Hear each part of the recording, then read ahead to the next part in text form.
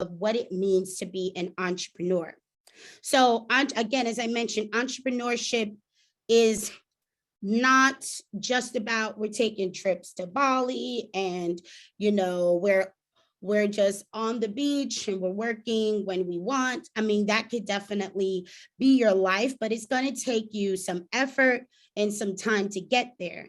But what is truly the meaning of entrepreneurship is the ability to create opportunities for financial stability, financial advancement, and financial increase for yourself and others.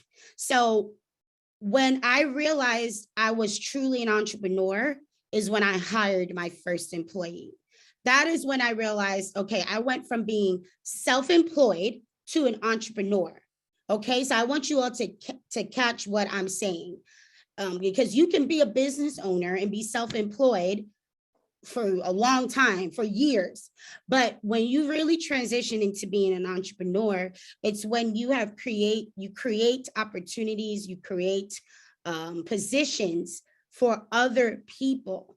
Okay, so once I hired my first employee, I realized at that moment that I was truly an entrepreneur. And because I was using my talents and my creativity and my skills to create jobs for other people. Okay, so that is what I want you all to think about. When you think about becoming an entrepreneur, don't just think about yourself making all this money and you doing everything you want, but think about the individuals that you can also bring into your company, bring into your team, and how you can also help them in being successful and reaching their goals and dreams as well.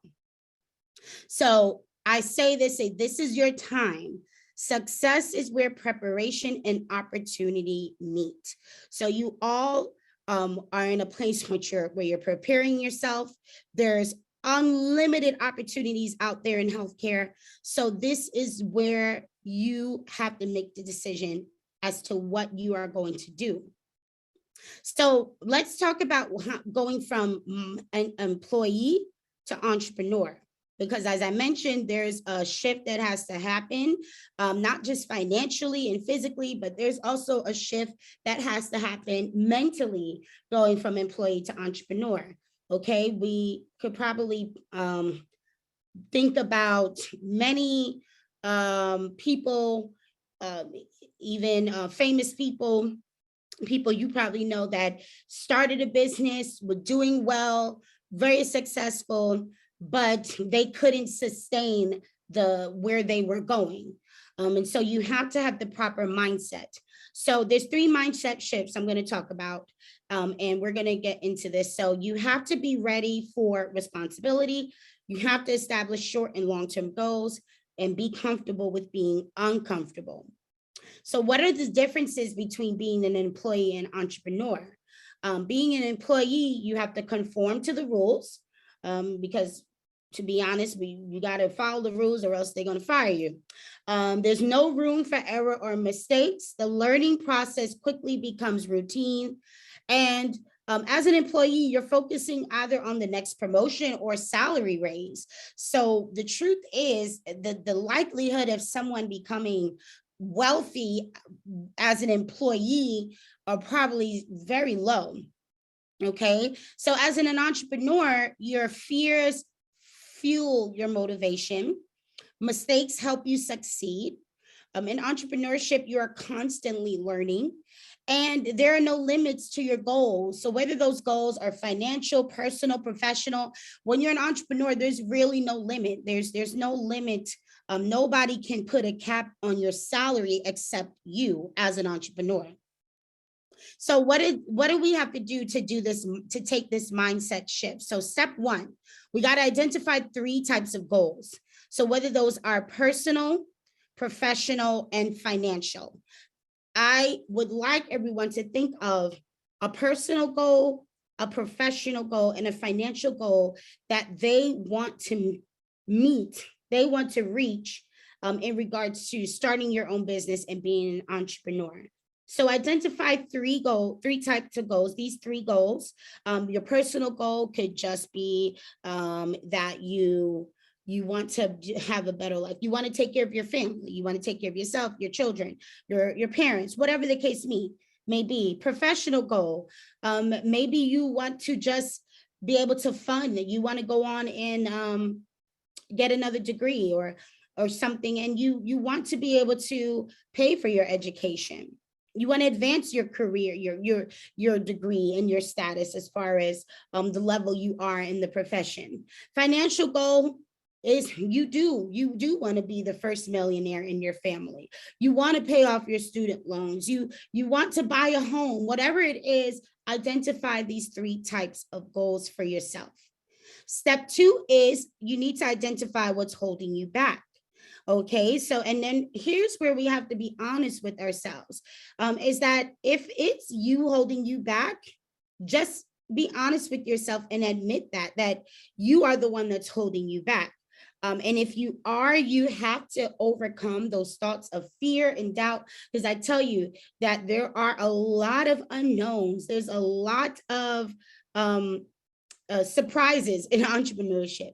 Every day is a new day that you are going to have to have a faith to take that next step. Even being in this for a couple years now, I'm still to this day operating on faith and believing that I am going to do well enough to sustain myself. Okay. And so when you have a job, when you're employed, let's be honest, you have, you're going to get that paycheck every 2 weeks. As long as you do your work, that they are going, you're going to be employed, you're doing your work, you're doing the best job you can. But I'm pretty sure a lot of you went through the pandemic and realized even for being an employee and having a job, that's not even the case anymore. So you have to identify what's holding you back. If it's fear, if it's doubt, you have to learn to overcome, because if you spend all your time worrying about what if, you will never actually do it. Okay. Now, if it's external people and things that are holding you back, identify it and make a change. If it's friends, find some new friends, get a new circle. Okay. If it's family, tell family, you know what, I love you, but I'm not going to have you a part of this process. On this journey, I need people who are going to support me. And as much as I love you, I'm just going to keep going forward, and hopefully you'll be able to support me in the future. And so you identify those things that's holding you back. If it's finances, sometimes we have to look at our finances and be honest and say, where have I spent too much money? Where have I wasted money? What can I do to be a better manager of my finances? Okay, because sometimes it's not that we're not making enough money, we're not managing our finances properly. So identify those things that are holding you back. Step 3 is that you have to make a committed decision. Once you make the decision to go on this journey to starting your own business, you can't go back. You can't waver. You can't have one foot in and one foot out. You have to make a committed decision and tell yourself, I am going to go forward. I'm going to do this no matter what it takes. And so I want everyone to realize that this is definitely a decision that you have to make. Okay.